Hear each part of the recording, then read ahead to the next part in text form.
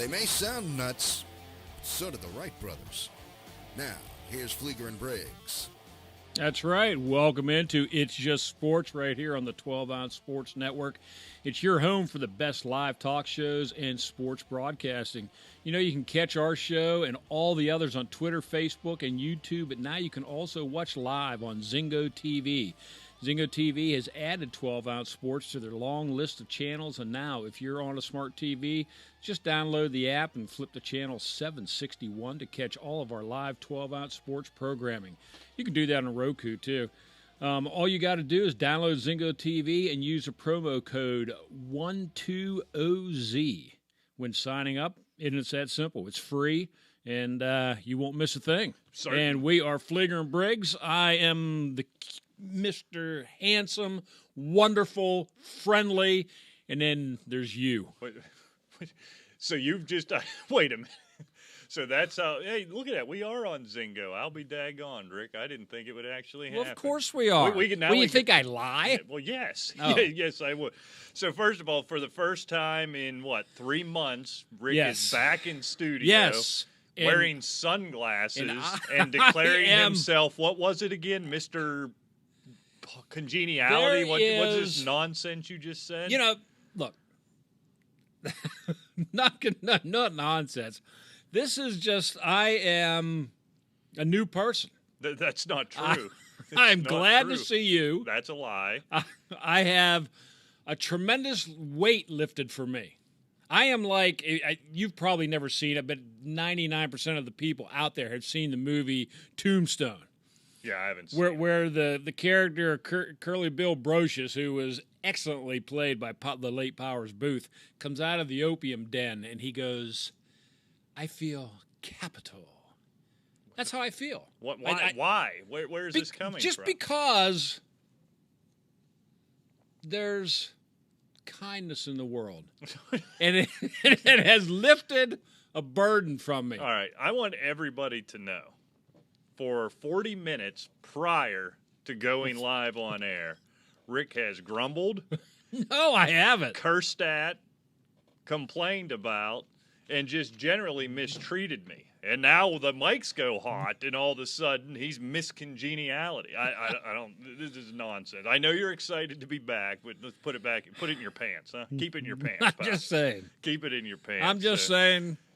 Thank you. All right. Well, that was a good read at the beginning, but don't forget you can also follow your boys at Asylum Football on Twitter if you want to be part of the show. It's just sports123@gmail.com, and you can find all the show archives over at asylumfantasyfootball.com. So, Rick, lots to get into. I'm done talking about will they, won't they come back with sports in this stupid pandemic. We will talk about baseball a little bit. We're going to have a little fun today. And I'll introduce it later on, but we're going to talk about some weird, some strange, the unwritten rules of certain sports and how we feel about them. But, Rick, I think we would be remiss. It looks like Major League Baseball is actually back. I'll still believe it when I see men on the field throwing a baseball. Looks like a 60-game season, 40 games. This is interesting. This is odd. 40 games versus your division. 20 versus the opposite league in your geographic division. So the NL East will play the AL East, and that's your 60 games. They don't play anybody else. And 28 playoff teams. No, they stuck with the original. They didn't add any, so it's back down to the 10 previously. Universal DH, the extra innings, they'll start the 10th inning, and each extra inning they start with a runner at second base. Here's my favorite. Pitchers are no longer allowed to lick their fingers, but may carry a damp rag in their pocket if they'd like. Explain that one to me. And a 3-batter minimum for all pitchers. So what if he grabs like his handkerchief by mistake? He has allergies and a damp rag, just stupidity. That part's stupidity. You happy at all baseball's back? Does it matter to you one bit? No, it really does not. And I hate saying that, but it just really doesn't matter after all this back and forth, this petty bickering, and it's the owner's fault. It's the players not giving an inch. It's the greedy owners. It's the players not giving an inch. It's the greedy owners. Right. And finally they have something, and I don't really care. Yeah. I really don't. Now we have to go through spring training again, and now we have to go through.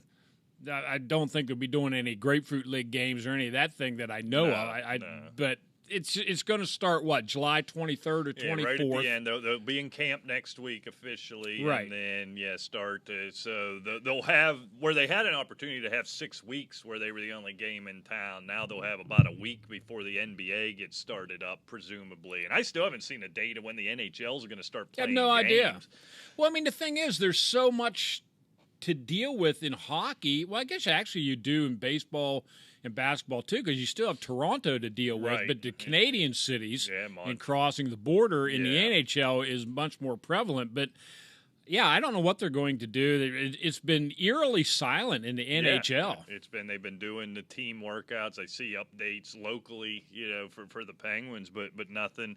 So, look, I want to get on the microphone and puff my chest out and say, I'm disgusted by the way the owners and the Players Association acted, and I'm not going to watch this. That's a lie. I'm going to watch it, Rick. I don't know that I'm excited for it. I think basically what this is, though, this is a novelty, right? This isn't a baseball season. 60 games is not a baseball season. You see guys go in 60-game slumps, you know what I mean? But it is intriguing. And I want to get on here and I want to complain about the DH. I certainly want to complain about this stupid starting a runner at second base in extra innings, the 3-batter. I want to complain about all that, but this is just an oddity. This is just for this year. I guess it always is, but this year. But what is the point of it? It's just a TV show. That's what it is, Rick. It's just a TV. And for that, I'm okay with it. My point is, okay, they shorten the season. Fine, I get it. Right. But why do we have to change the rules? I mean, it's totally ludicrous. It's Bush League, and they're just trying to. That's the point, though, isn't it? Yeah, I guess. It's kind of things they've probably been kicking around. They do this runner at second in the minors now. They've been kicking this 3-batter minimum around. They've wanted the DH in the NL forever. If you're ever going to try it and gauge people's reaction, now's the time to do it, right? I mean, it's the perfect time. So it's going to be an oddity. There's going to be a World Series champion. It's going to be meaningless. It's going to be nothing. But I think it's going to be interesting. A 60-game sprint. Somebody who should be really good is going to start off slow and miss the postseason, and some pathetic team is going to get in just because of that. That's the nature of baseball in that 60-game season. So I want to get on my high horse. I want to be offended by all of it. It's intriguing. I'll be real into it for a week or two. I'll fall all the way off, and then when the postseason starts, you have to care to be offended. Yeah, I know you're still butthurt over 1994. I get it. No, it's not that. 94. But I think that's the whole issue. I don't think it's just me. I think a lot of people, other than the real hardcore baseball fans, I don't think there's a lot of people that are really just frothing at the mouth for this season to get started. Yeah. I mean, I think football training camp is more anticipated than the start of the 60-game season in baseball. It may be, but if that's it, right, or that in the NBA postseason, it'll get some run. I'll pay attention to it. I won't lie and say I won't. But that, the NBA's plan, the NHL's plan, whatever football's going to do, I honestly, I'm not going to believe any of it until I see somebody in uniform on a field. This thing keeps changing. Now, apparently, in watching the news, I took a break from it. I flipped it on a little bit this week. Apparently, we're all going to die again. I wasn't aware of that, so it's worse now than ever. Wildfires in Siberia. It'll melt the glaciers, so why worry about it? So whatever. So, Rick, Dak Prescott signs his franchise tender. Good news, I guess, for the Cowboys and for Dak Prescott, unless you want to feel bad for him for making $31 million. Cowboys have cap trouble. They still have till the middle of July to get a deal done. Doesn't look like that's going to happen. The only probably interesting thing to talk about with this, we won't spend but a minute or two on it. Who has the leverage in this deal, do you think? I think now, especially, it depends on the type of season the Cowboys and especially Dak Prescott have. Right. He gets hurt, a la Tony Romo that one year with a broken collarbone, God forbid, or the Cowboys are 6-10 or 7-9 again. Then they start thinking about maybe this isn't the guy we want to move forward with. or whatever. But he has a year like last year, he'll be fine. I mean, because he was a good quarterback last year. You know, it's an interesting situation, and I grant you, by and large, this is how NFL quarterback contracts work, right? Whoever the next one is always the highest one, and that seems to be where Dak Prescott is. So he's got the strength in that arena where he is a franchise quarterback. He is a legitimate starting quarterback in the NFL, and the Cowboys or any team would be reticent to let a guy like that go. Sure. But what I think the Cowboys aren't saying, but they believe, and something I believe, and I don't know how you feel, he's not a top 10 quarterback in this league. He may be a top 5, maybe 12 to 15, somewhere in there. I mean, there's plenty of guys ahead of him in that regard. So I just think when you're in cap trouble, he's not the transformative type of guy that even like a Zeke Elliott was, like an Amari Cooper was. Look, he's going to be really hard to replace. Any starting quarterback is in this league. I don't know that I would tie up something long-term at top end money for Dak Prescott. I haven't seen it yet, Rick. I don't know. I just wonder if he hit the open market. I think he's worth more to the Cowboys than he'd be worth on the open market. I guess that's what I'm trying to say. We could play our famous little game from especially back in, let's do it. The fantasy days, and not fact or fiction, but in which CBS stole from us, of course. Yeah, of course. But would you take, and we'll just forego the fantasy part of it. You are a GM. You're a head coach. Okay? Starting my franchise. You're starting a team, and I'm going to say, okay, Rick, I'm going to let you pick a quarterback. Okay. Do you want Dak Prescott? Do you want Carson Wentz? Wentz. Really? Not even close to me. It's not even a question to me. Now, obviously, I worry about Wentz's health, but in terms of, I'm going to throw that aside, in terms of talent as a quarterback, it's Carson Wentz. It's just not even that close to me. Kirk Cousins. Boy, that's kind of the line there. I think they're the same guy. And Cousins got the big money. So, well, yeah, that that's might fly in the face one of my thing I was argument going to here. say. But Yeah. Let's see. Garoppolo.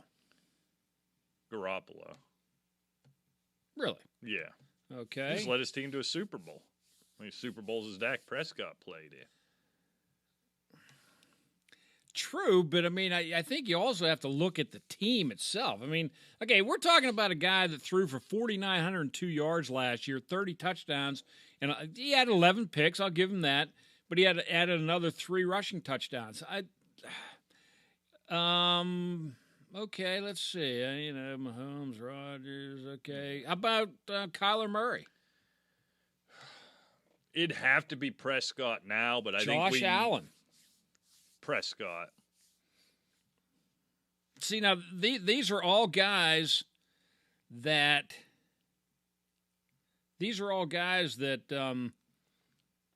Prescott just blew away last year, right, stat-wise. And you say, well, okay, they didn't make the Super Bowl or whatever. Well, that's fine. Jared Goff, he made a Super Bowl. Yeah. Do you want Prescott over Goff? Probably not, no. Carr.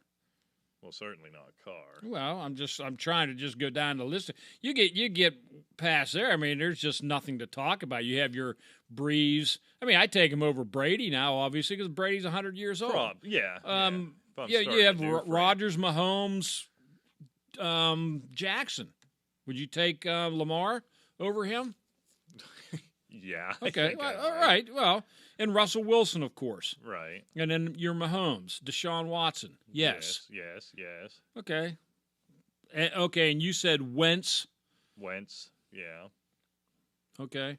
I mean, we've basically hit that wall where you're not taking him over anybody else. Right. I mean, or we're so in 12 to 15, right? That's kind of where we're at this point. So that's sort of my point. Look, you know who I equate him to, quite honestly, and it's easy and well, you said Kirk Cousins. Well, that's one, but it's easy and it's lazy. But he's Tony Romo. It's sure. On that same team, right? He puts up good numbers, big time flashes, but they don't win enough football games. They don't you don't look at him and think that's the guy who's going to put my franchise on his shoulders and run us to the top. That's where I don't know. Look, first of all, and this is where it's going to start, like going back to my original point. It depends a lot this year. right? Yeah, you're getting the big money this year, but now you have to show us what you got. No, and I think what happens, look, you got a couple of things at play here, right? The Cowboys have cap trouble. He was what was Prescott, a 4th-round pick? So he's costing them, prior to this, nothing, right? Right. And so they got in deep with Cooper. They got in deep with Zeke Elliott. They got all these big contracts. That's when a team's good, when these guys are young and on their rookie deals, especially on a 4th-round rookie deal. This is a really big deal. What I think they do and what I think they should do is exactly what Washington, as much as we bash them for it, exactly what Washington did with Kirk Cousins. Franchise him this year. If he has another good year, do it again.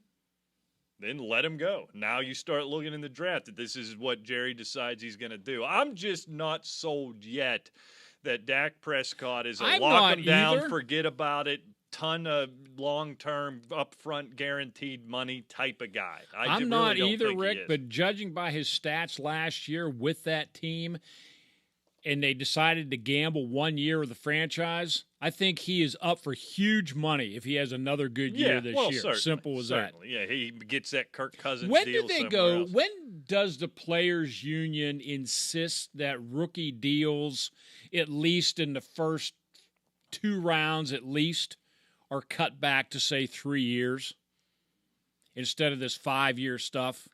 It's got to be on the table. It's right? got to be on the table. Here's the problem they have, though, right? I heard somebody talking about this back in the last labor negotiations. The problem is the guys voting on it are the guys already in the league. Yeah, Aaron Rodgers doesn't care. So, all right, if Exactly. I got to give a little, I'm going to give a little for them guys that aren't here yet. Give me mine now. We'll let them. So, but Yeah. I think that does come, and it should happen. So, I don't know. The last thing, Rick, before we get into our unwritten rules of sports, I don't know why I'm compelled to bring it up. Apparently, Mike Silver reports that the Ravens and Seahawks are having at least internal discussions and showing interest in Antonio Brown. Crazy or crazy like a fox?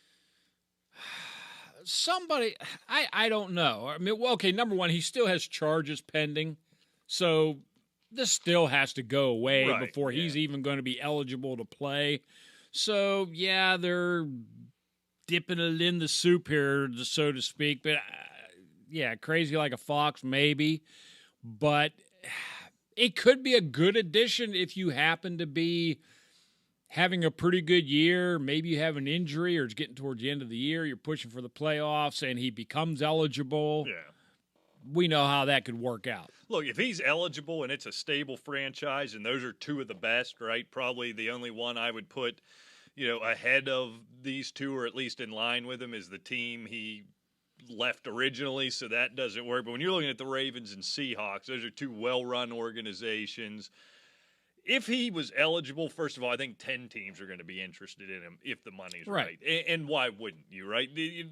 Every coach, every GM likes to talk about, the locker room and the team atmosphere. No, one thing wins overall, and it's talent. Yep. This guy still has it. He'll convince somebody his head's right. And if he would be eligible and you're getting him on what I assume would be a veteran minimum, in a heartbeat. If I'm Mike Tomlin, I bring him back, quite honestly. And I think most teams would feel that way. Of course they would.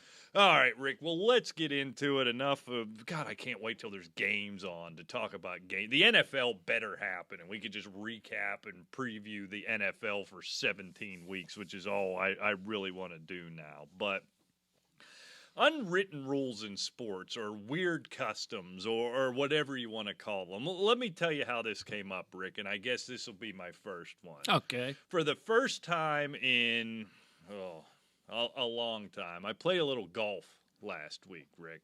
That would have been fun to watch. It's not good. It's not pretty. So we're on the green, 18 strokes later, whatever it took me to get there. On a par 3, were you? Well, certainly, yeah. It had a pretty good hole, actually. It wasn't that bad.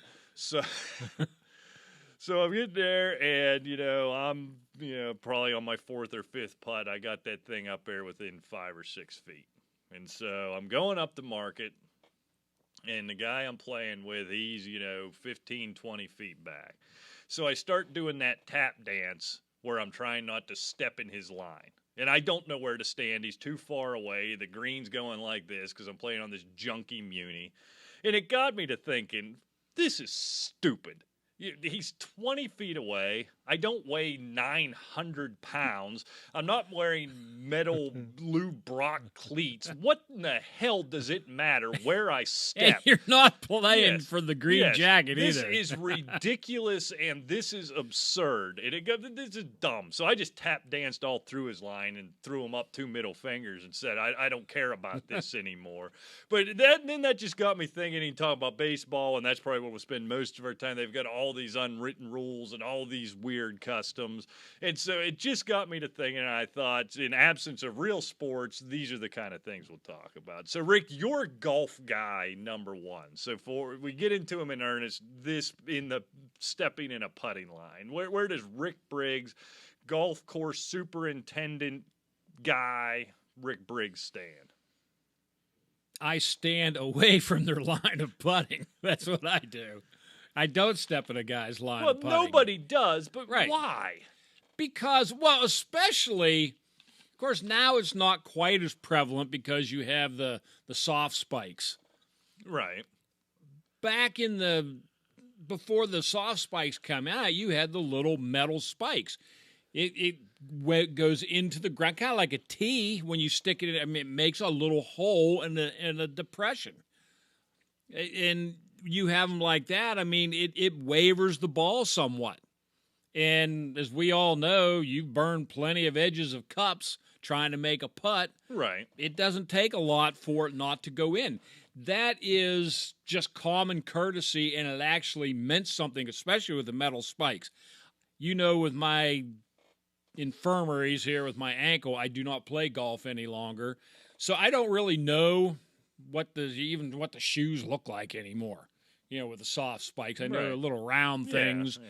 But I guess if you're playing with a fat slob and he bends over and he loses balance, and his shoe turns, it's certainly going to mess up the line. So, I mean, But even with it's just common courtesy, you don't do it. Even with the metal spikes. How long would it take for that hole to fill in or that depression? Because there's people, even in the tour, just rolling through time after time, and you get within 10 feet of the whole circle. By that logic, it should be caved in. It should be concave at that Not point. at the hole. We're not talking about stepping at the hole. Obviously, if you played in any golf tournaments, the greens are much better to putt on if you're one of the first guys off in the mornings is if you finished up at 4:30, 5 o'clock at night, and there's 120 people have played that hole ahead of you. I mean, the greens do not putt nearly as good. There's nobody coming out rolling them. There's nobody coming out fixing any spike marks or any of that thing, like anything on the green. Right. So, yes, it does impact. And if you're playing $50 skins, you certainly shouldn't do it. Yeah. If you're putting for a 42 like you are on one hole, it doesn't matter. Well, but it's just common courtesy. 99.998 of the people, percent of the people in the world golfing stink. I could dig a hole in your line 6 feet by 4 feet, and you'd still miss the damn thing. So you're saying I can't putt? I didn't say you could. I don't know what percentage you fall in. Yeah, I assume you were now, good being your previous life. Now you hurt yourself walking to the first tee, so I don't think it's a concern. So that's what started all this. And then we could just kind of go back and forth, Rick. No semblance of order. Go ahead. Give me one, something that you either love or you hate. This is something that has developed over the last few years. And it's stupid celebrations for making a play in football. I get all the excitement of the game and somebody catches a big touchdown pass or something. I get all that. What really gets me is, say Rick Fligger's going out for a pass, and Aaron Rodgers makes a perfect pass to Rick Fligger. It bounces off Rick Fligger's butterfingers and goes into some schlep that just happens to be in the right spot. He falls down with the ball. Now he gets up, runs the whole way to the end zone with the other 10 guys following him to some choreographed Broadway show while they pose for the camera, or they're pretending like they're digging a hole and burying something. It's ludicrous. The games are too damn long as it is, and it is an utter waste of time. And you know what? I'm going to be the first to use our new one. Get off my lawn. Get off my lawn. By and large, I don't mind the celebrations. You think back to the Joe Horn, the cell phone thing, the Terrell Owens, when it was at least felt spontaneous. Even Billy White Shoes Johnson, Ickey Woods, I get that. But this whole thing, the whole team has to run. Hell, this slob over here didn't do anything. This guy caught the pass, not him. It's ridiculous. That's kind of a new one the last year or two. Yeah, that one I don't care for. For the most part, I don't mind. You know what? Even if I did mind it, I don't like the penalties for it. And I don't like the penalties either. The people crawling and lifting your leg like a dog peeing. I don't need all don't need all that nonsense. But for whatever reason, the league's decided millennials need this to enjoy the football game. The only one that really bothers me, I'm not crazy about the team photo every time you get a turn, but whatever. I can live with that. The only time I get irritated, where I actually yell at the TV like an old man, is when a safety makes a tackle 35 yards downfield and he gets up pounding his chest. Now that, all right, Mike Mitchell was guaranteed to do that. Yeah. You get beat, you catch him from behind, and you get up and start thumping your chest. That's I'm with you on that one. So.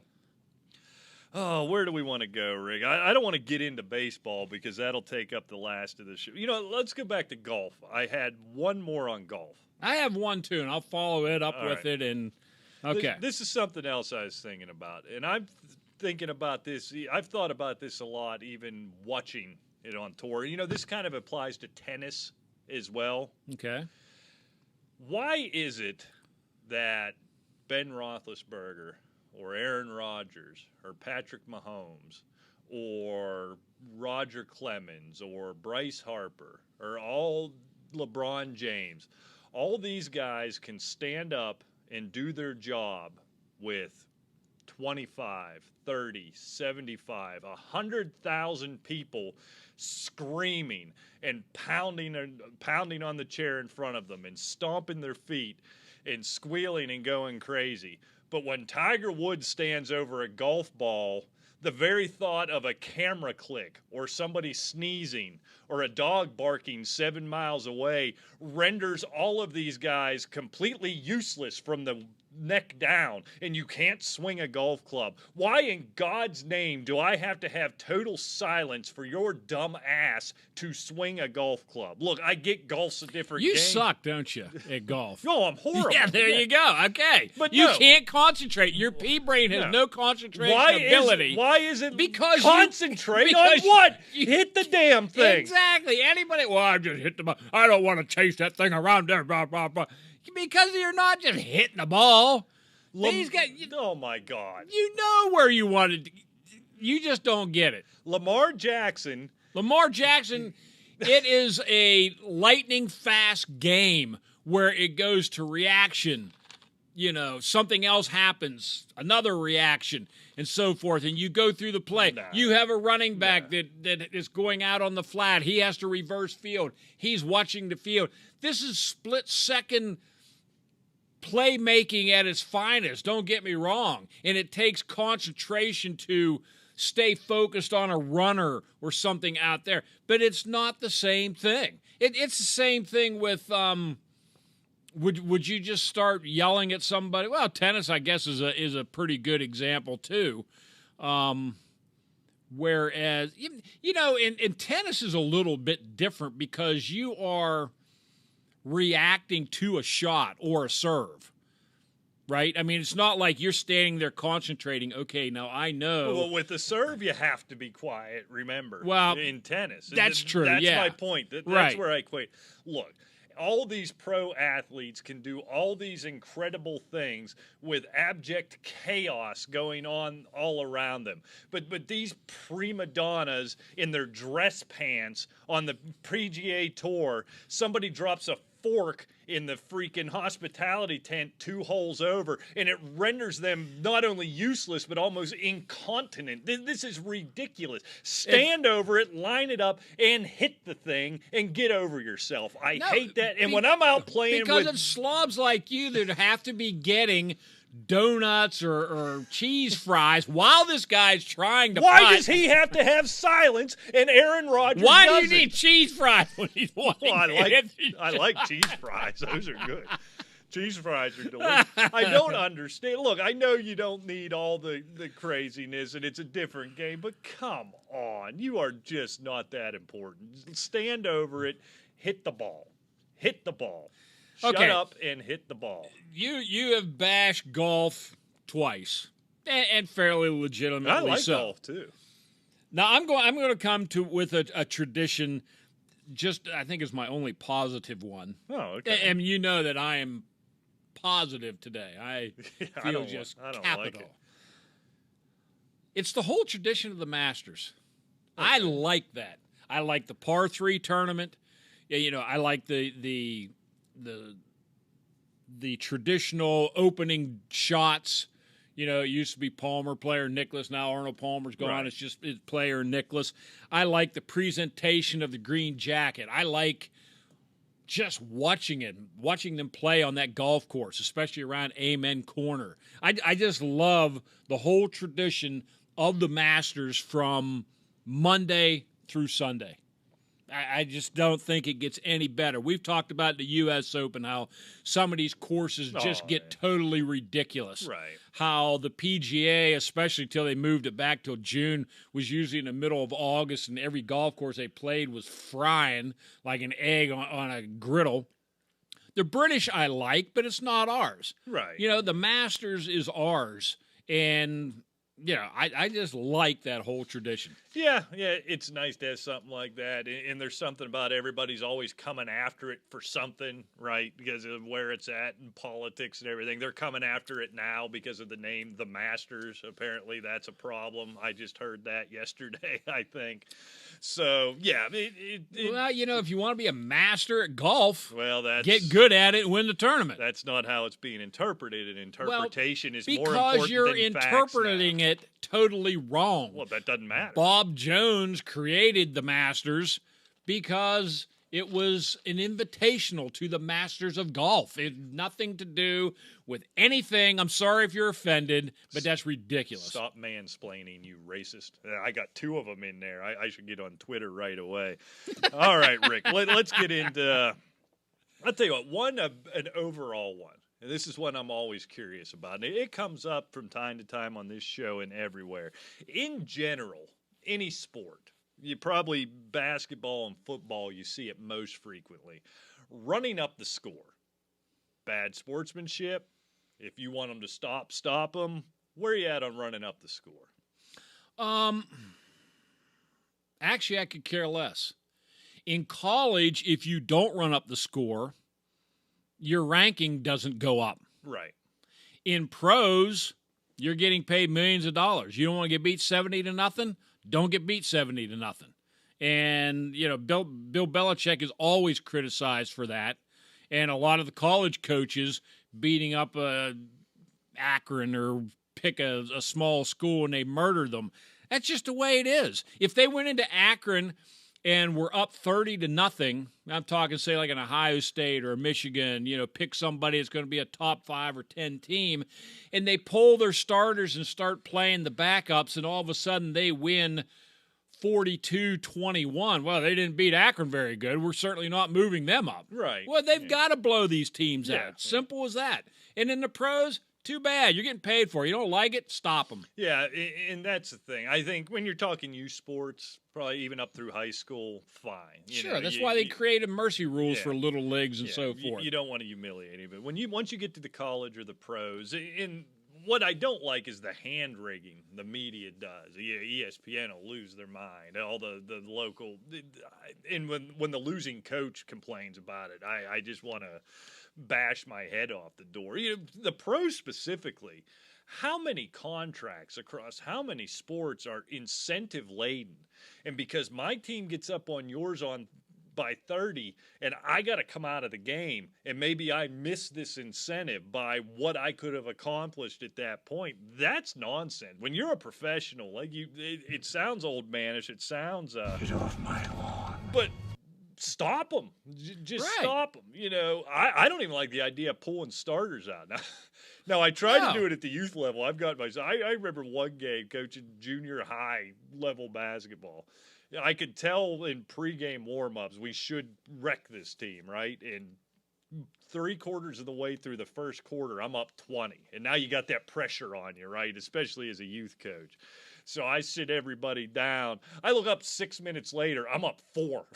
Having to take a timeout. So you got to be careful with it, too. Sure you do. It's a delicate balance. But in the pros and the college, I say you go all out all the time. I don't buy into the idea of giving that team, fuel for the next time you play them and it's going to negatively affect you that way. No, it's not. Again, these are professionals. And when I talk about college sports, in my mind, these are professionals too. I say keep doing it, keep running it up, embarrass somebody. And if you're on the losing end of that thing, have some pride and do something about it. Right. Don't go crying to the local fat beat reporter telling him that this is an embarrassment to the game. I can't stand it. I agree. All right, well, I'll tell you what, before I get to the next one, I got to tell you guys about mybookie.ag. Sports are coming back, believe it or not, and if you want to get into the action, mybookie.ag is the place to be. They're going to match your deposit up to $1,000 when you use promo code 12-ounce sports. That's 120Z sports when signing up. And you don't want to miss your chance to cash the ticket during the NHL and NBA playoffs from helping your friends at 12-Ounce Sports. Use promo code 12-Ounce Sports when signing up on mybookie.ag. Straight cash. Yeah, man.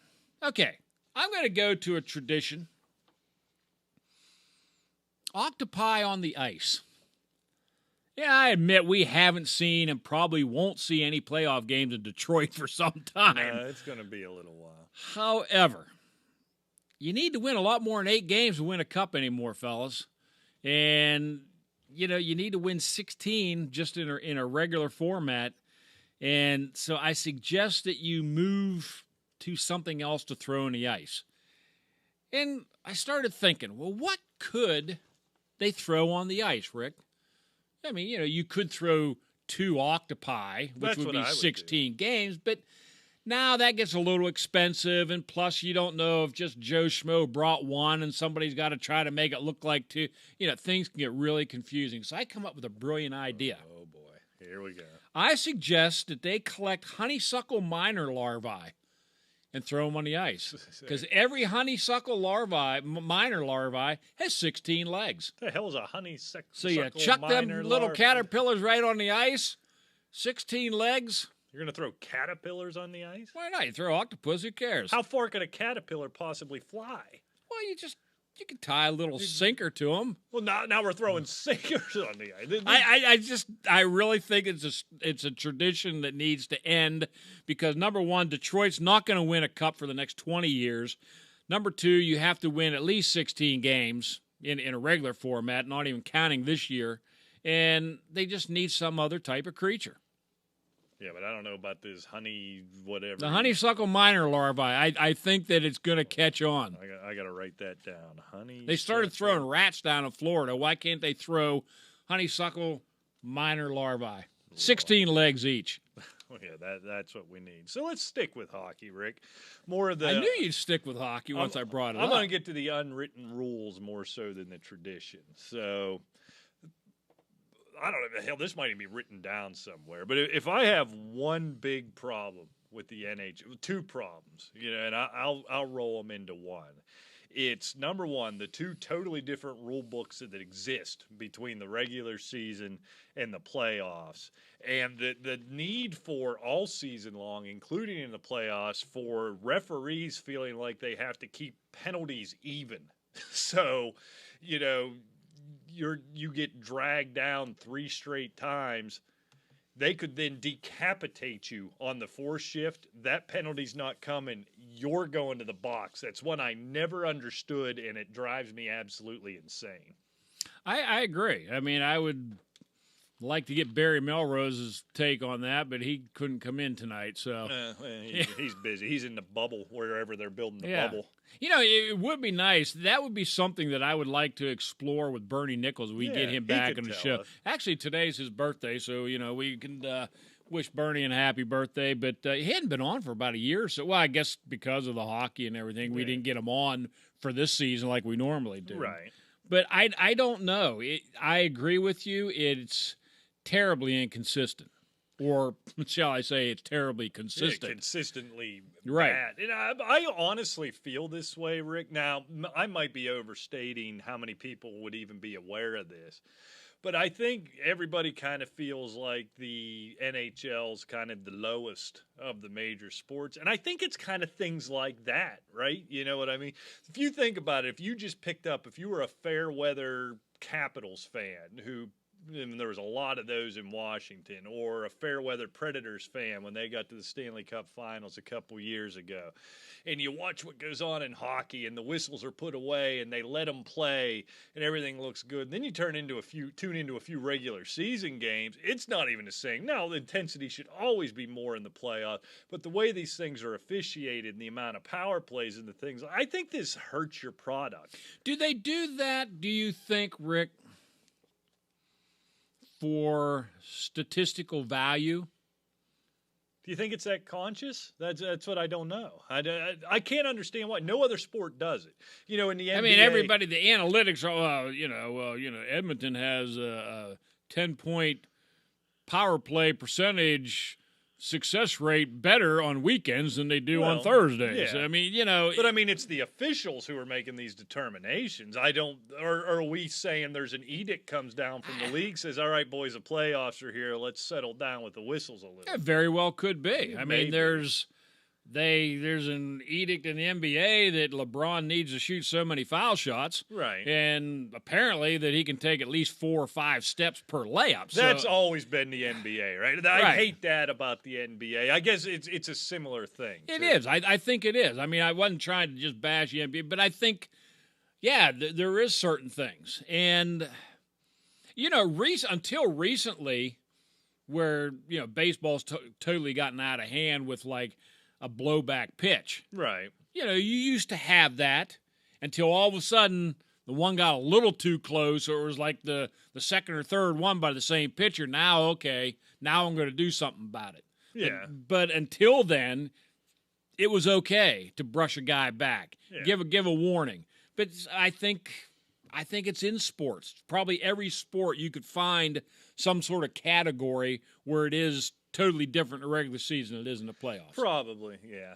I mean, another thing that annoys me about the NHL specifically, kind of in this vein, is if I was an NHL player who got punched in the face 3 times standing in front of the net without ever fighting back, and I have to go to the penalty box too because they decided to call a penalty on you, that one I never understood. So I'm standing in front of the net, whistle blows, you pull my jersey over my head and punch me in the groin 6 times. One of my teammates, now everybody comes together in scrums and they put you in the box, and I go for an equal amount of time for the infraction of getting punched in the groin 6 times. I think I would tear the building down. I never understood that. It's like they don't want to send one guy off. I get it. They want the scrums. That's part of the game. But that is maddening to me. Make something up on somebody else in the scrum, not me laying down there readjusting my cup on the ice. Yeah. Why couldn't they have, if they're going to have a penalty for fighting, maybe a 4-minute double minor for one of the guys fighting, but the guy that instigated the fight gets the 5-minute major. Yeah. Give them a little bit of a leeway instead of Well, we had a fight, so both of you's gone. Yeah. Even though I stuck you in the face with my stick while you were just standing there. I agree with you 100%. Infuriating.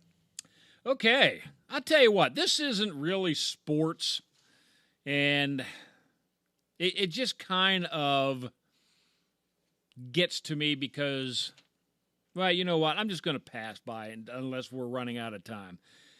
Okay, the first rule of pitching. I'll go to baseball. Yeah, it's time. The first rule of pitching a no-hitter is that you do not talk about pitching a no-hitter. The second rule of baseball is that you don't talk about pitching a no-hitter. Well, I think both those rules need to be thrown out, and I'll tell you why. Oh, come on. Because because you know yourself, there's a lot of fans that think you start talking about a no-hitter, it's done. I'm one of them. Right? I'm one of them. Well, and I agree with you. But here's why. And hear me out before you start throwing me off your lawn. or I wanted to or stop killing it before me. he started talking. I just wanted to take a shot at you. Apparently the word no-hitter is something that, like we just said, it's superstitious. You don't talk about it, right? Right. I think it's hooey. I think the rules should be gone. And I'll tell you why. There is not a pitcher alive that's going to pitch 9 innings in Major League Baseball anymore because the manager has to yank him out in the 6th damn inning because he's too damn tired. All right? We can talk about no-hitters all day long because I guarantee you You're right. he can have 26 straight outs, be ahead 1-0 with 25 strikeouts, and they're going to pull him because he's tired. He's not going to be worth a damn the next game after 4 or 5 games rest. Oh, I'll give you that one. It does happen once or twice a year, but you're right. Yeah, I am tired of seeing the 4-man no-hitter, which has become the new norm in baseball. You surprised me with that one. I didn't think that's where you were going. I have nothing. You got me. Well done. Well done. Well, I appreciate that. But yes, Thank you still should not mention it, and that includes the broadcasters. But you can. That It doesn't includes matter Twitter. because he's Well, gone. I understand, He's but out. let's pretend. Let's pretend. All the fans on Twitter, and don't start. Why? Then that's just fantasy baseball. You don't want to watch fantasy baseball. He's not going to stay in. This guy isn't Nolan Ryan. He's not Steve Carlton. He's not going to stay in the game. All right, I'll leave it be. You're right. All right, so when we're talking about baseball, kind of the big things: the bat flipping, the watching your home run go out, the slow trot. We all know next guy up or next time you come up, you're getting hit in the ear flap, and then we're going to do that fake everybody hug each other fight thing a few innings later.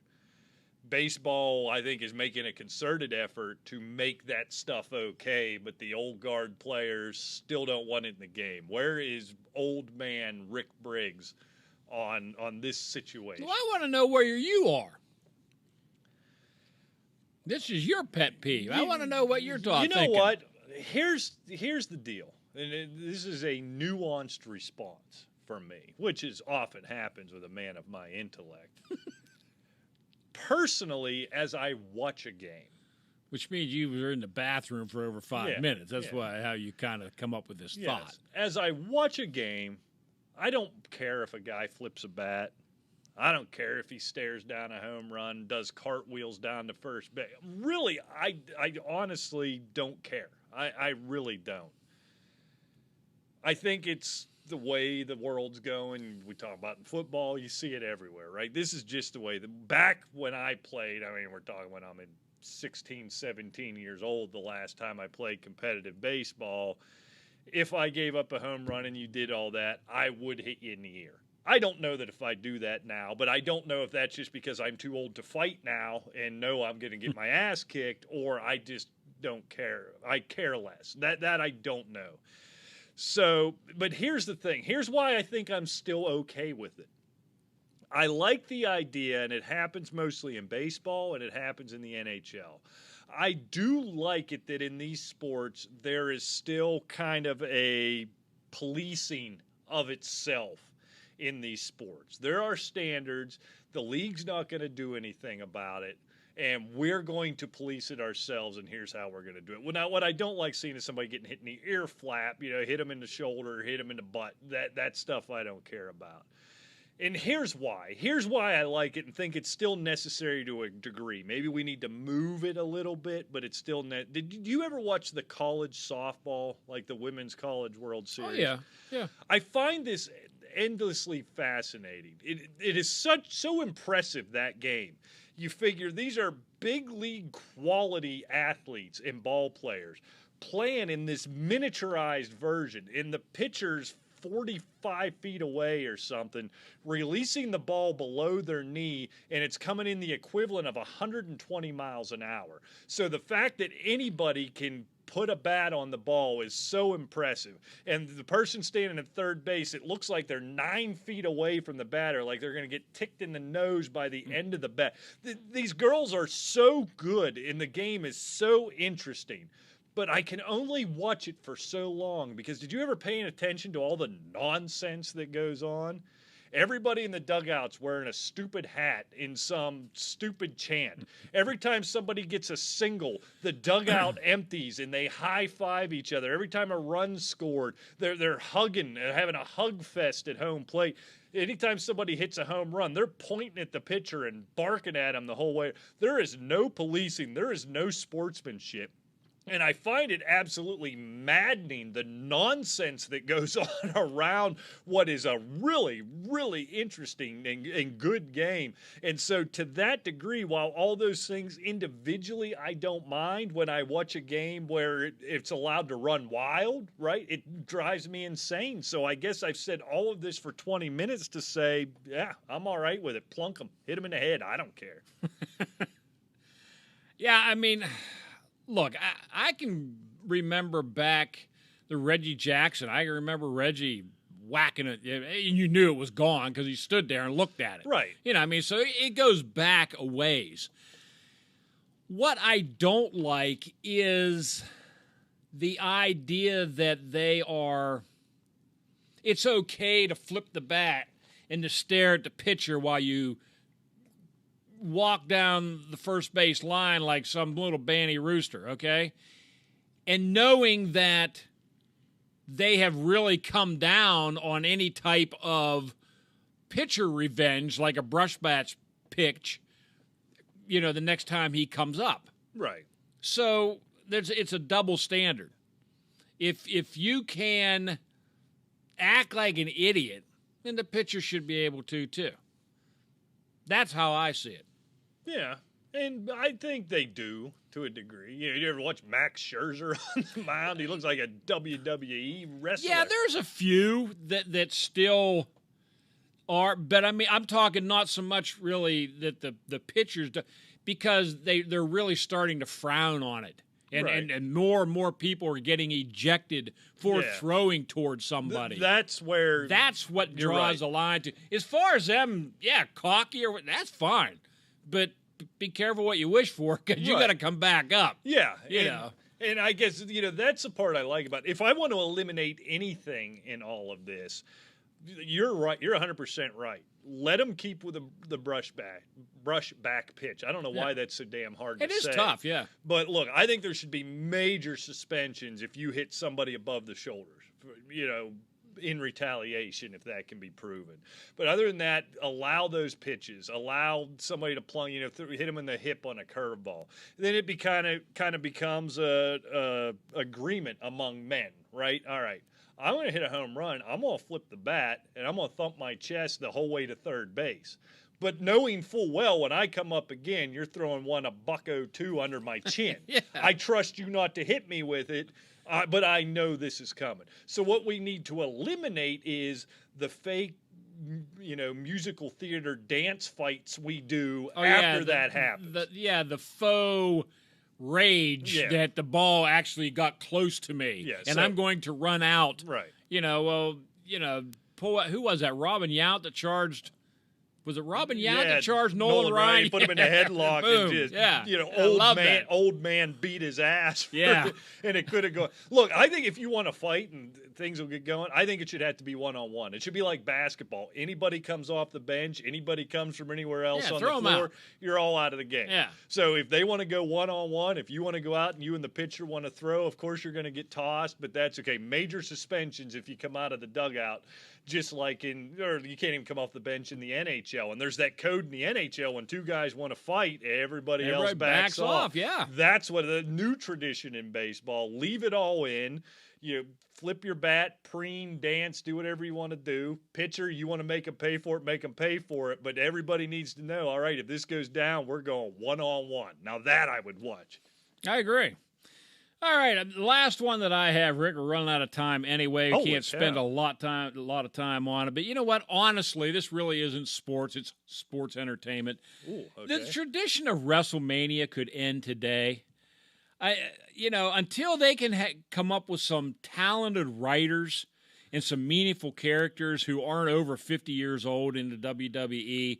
I mean, it's just the same gimmick feud week after week after week. And by the time WrestleMania gets here, the main match is the same two guys that wrestled about 10 times in the last 3 months, and nothing's ever resolved. I mean, I don't know if you're old enough. I can't remember how far you remember back, but I can remember the one WrestleMania, Hulk Hogan, Andre the Giant. Yeah. I mean, Chris Jericho, Shawn Michaels, some of these, these built up, through interviews and, this, that, and the other, but they didn't wrestle until WrestleMania. Now it's just, okay, now we got another bout. Yeah. And then we'll have another pay-per-view in SummerSlam and this and that and the other. And this stuff could end today. Yeah, and I guess the difference now, I get it. I agree with you 100%. I get it. Now they have to fill 5 hours of TV a week. They're kind of cannibalizing themselves with this. But you're right. In the younger days, they'd either had 1 or 2 matches that created the big, come down feud, or they haven't even fought. They've just been jawing and run-ins and things like that, and it culminates on the big match. You're right. Now they've been wrestling every week for 7 months. Yeah. And then we get to WrestleMania, and it's the big one. And the only difference between this one and the 47 other matches they've had in the last 7 months is, first of all, it's 45 minutes long, and each of them is kicking out of the other's finishing move no less than a dozen times. That's all it is. Yeah. It's all it is. Not waiting for anybody to run in. You see the finishing move. They're kicking out of it. That is a great point. How many times we've talked about this? I know you and I and Alejandro have talked about it. Jake the Snake, the DDT. When, boy? When? Yes, exactly. Are you going to get your act together? You said Alejandro. Exactly. And I don't. Yeah, and Alejandro Finkelstein, our former producer.